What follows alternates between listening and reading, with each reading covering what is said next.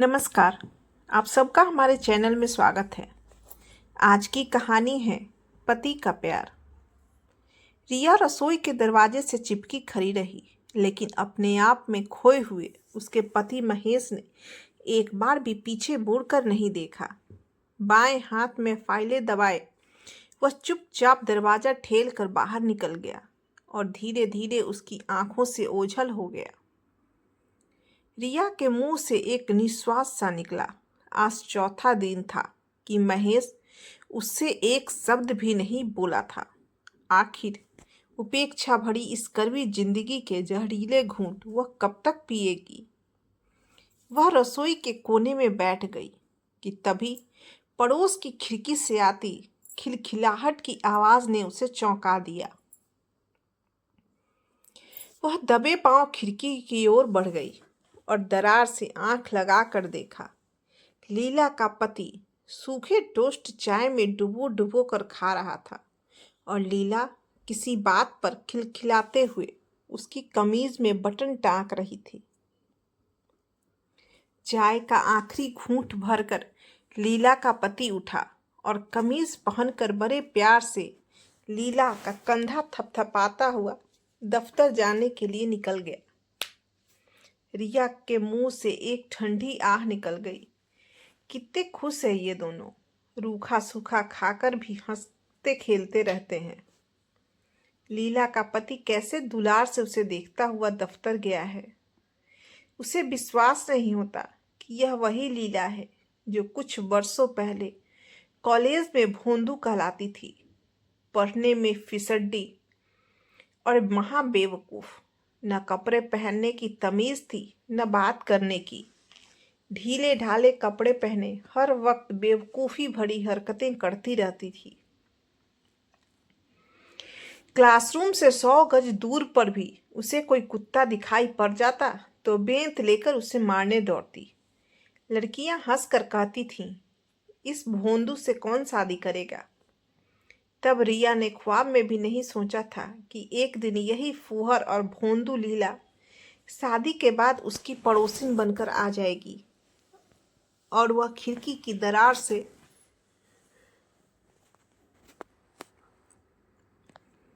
चोर की तरह झांकती हुई उसे अपने पति से असीम प्यार पाते हुए देखेगी। दर्द की एक लहर रिया के पूरे व्यक्तित्व में दौड़ गई और वह अपने कमरे में लौट आई। रिया पानी। तभी अंदर के कमरे से आवाज आई। वह उठने को हुई, लेकिन फिर ठिठक कर रुक गई। उसके नथुने फूल गए। अब क्यों बुला रही हो रिया को, वह बरबराई। बुलाओ ना अपने लाडले बेटे को, जो तुम्हारी वजह से हर दम मुझे दुत्कारता है और जरा जरा सी बात में मुंह टेढ़ा कर लेता है। और प्रतिशोध की एक कुटिल मुस्कान उसके चेहरे पर आ गई। अपने दोनों हाथ कमर पर रखकर वह तन कर महेश की फोटो के सामने खड़ी हो गई। ठीक है महेश, तुम इसलिए मुझसे नाराज हो ना कि मैंने तुम्हारी माँ को टाइम पर खाना और दवाई नहीं दी और उससे जवान चलाई। तो लो, यह रिया का बदला।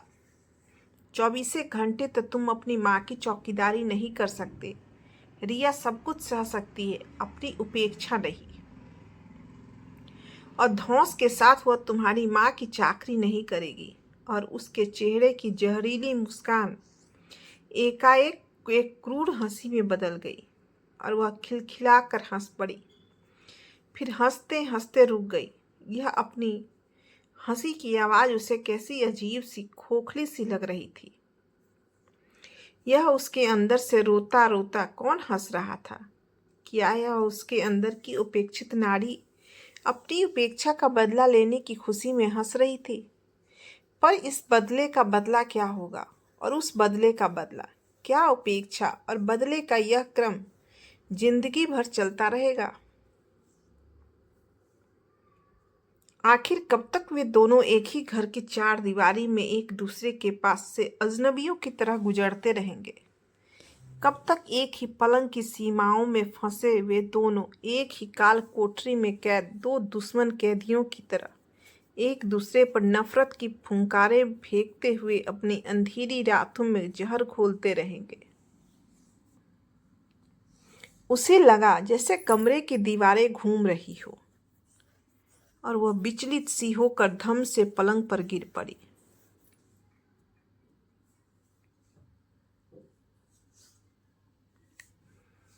थप थप थप खिड़की थपथपाने की आवाज आई और रिया चौंक कर उठ बैठी।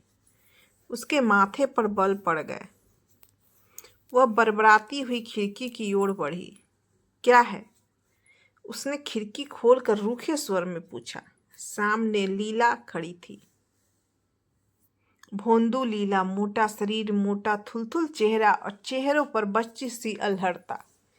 दीदी डेटॉल है? उसने भोलेपन से पूछा। बिल्लू को नहलाना है, अगर डेटॉल हो तो थोड़ा सा दे दो। बिल्लू को रिया ने नाक सिकोड़ कर पोंछा। तभी उसका कुत्ता बिल्लू भौं भौं करता हुआ खिड़की तक आ गया। रिया पीछे को हट गई और बड़बड़ाई, मेरे को पता नहीं मुझसे क्या नफरत है।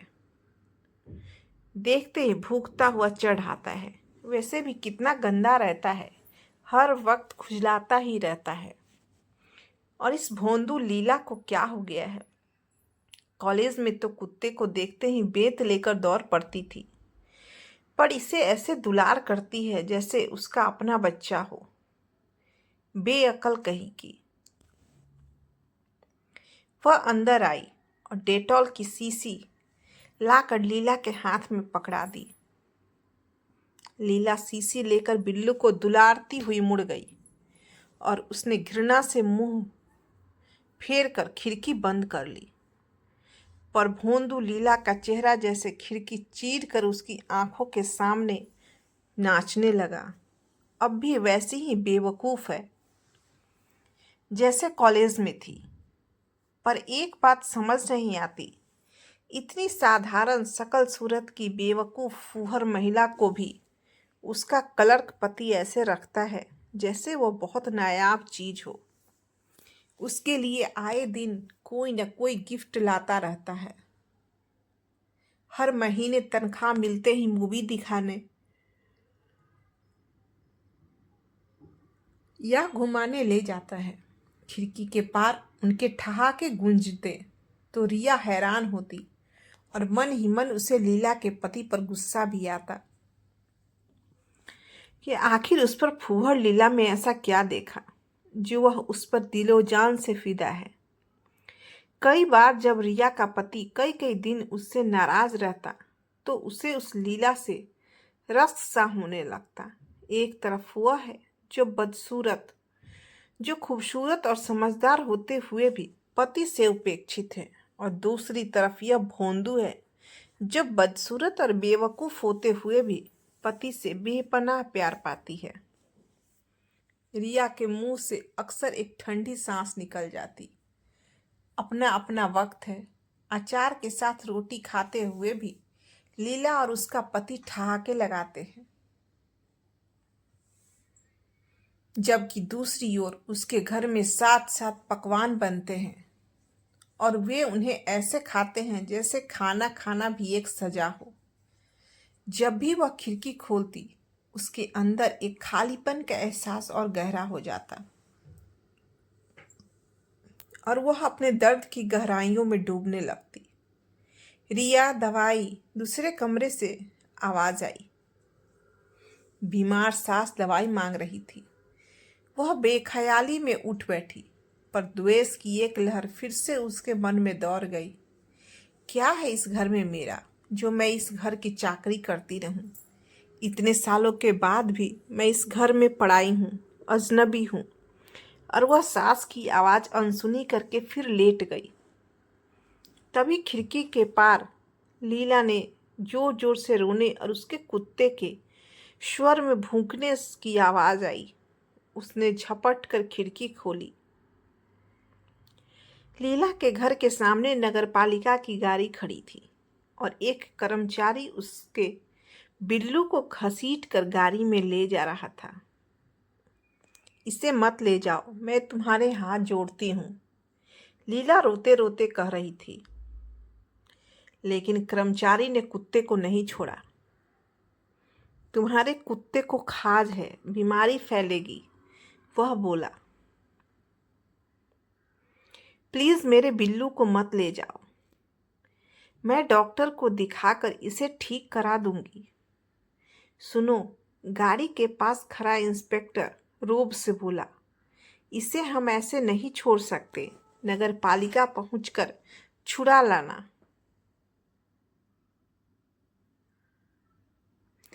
2000 रुपये जुर्माना देना पड़ेगा।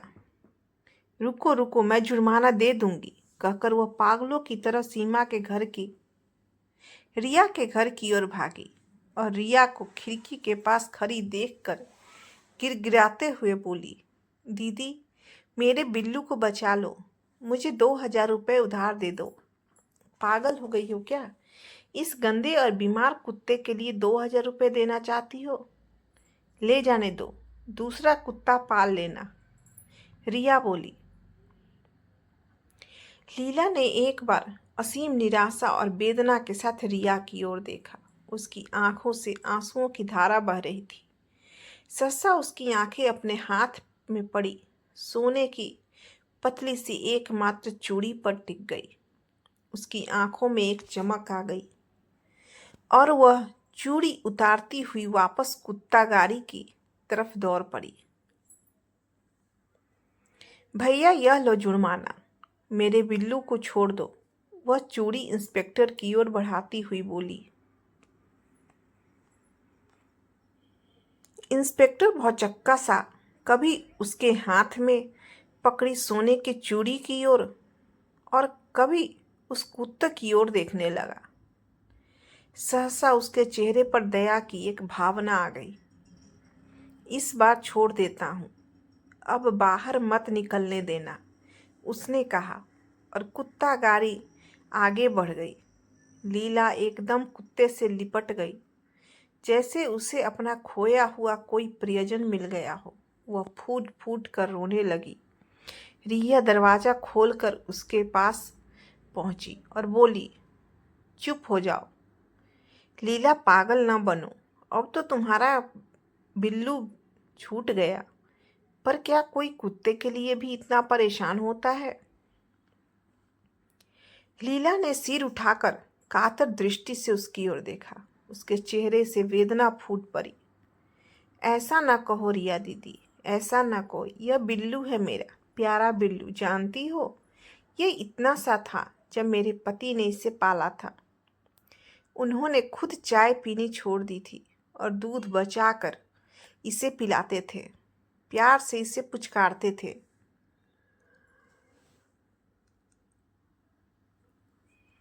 दुलारते थे, और अब मैं इसे दुत्कार कर छोड़ दूं, जल्लादों के हवाले कर दूं, इसलिए कि यह बूढ़ा हो गया है, बीमार है, इसे खुजली हो गई है?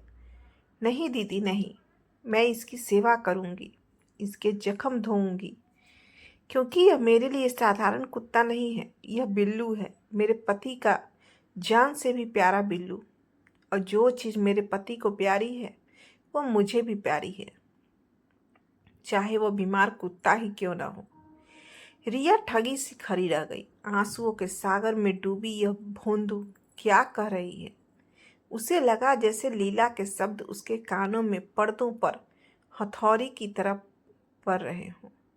उसका बिल्लू भौं भौं करके उसे अपने घर से भगा देना चाहता हो।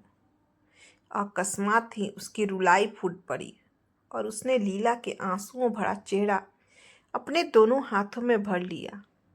मत रो मेरी लीला, आज तुमने मेरी आंखों के जाले साफ कर दिए हैं। आज मैं समझ गई हूँ कि तुम्हारा पति तुमसे इतना प्यार क्यों करता है। तुम उस जानवर को भी प्यार करती हो जो तुम्हारे पति को प्यारा है, और मैं उन इंसानों से प्यार करने की भी कीमत मांगती हूँ जो अटूट बंधनों से मेरे पति के मन के साथ बंधे हैं। तुम्हारे घर का जर्रा जर्रा तुम्हारे प्यार का दीवाना है, और मेरे घर की एक एक ईंट मुझे अजनबी समझती है। लेकिन अब नहीं मेरी लीला, अब ऐसा नहीं होगा। लीला ने हैरान होकर रिया को देखा। रिया ने अपने घर की तरफ रुख कर लिया। अपनी गलतियों को सुधारने की प्रबल इच्छा उसकी आंखों में दिख रही थी।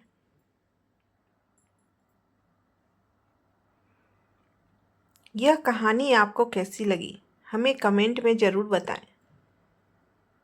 नमस्कार।